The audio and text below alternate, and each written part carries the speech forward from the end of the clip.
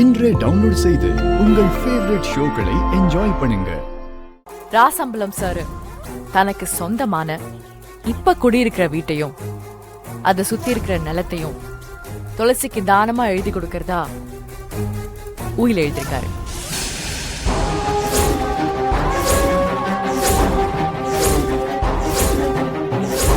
அம்பலம் sir அவரோட வீட்டை யாருக்கு வேணா எழுதி கொடுக்கறதுக்கு அவருக்கு உரிமை இருக்கு. பாருங்க, துளசி 1000 தப்பு பண்ணிருந்தாலும் என் குடும்பத்து நகையை திருட நினைக்கல. செங்கல் சூழல பிரார்த்தனம் பண்ணல.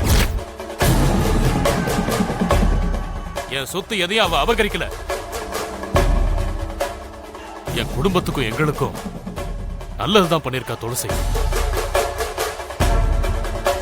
ஐயா பஞ்சாயத்து தலைவர்களே, ஜனனி பிராது துளசிய வீட்டை விட்டு அனுப்பணுங்கிறது தான்.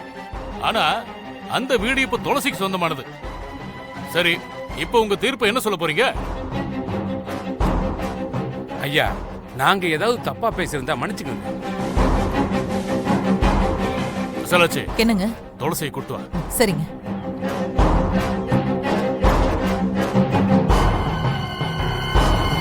நீ வாமா.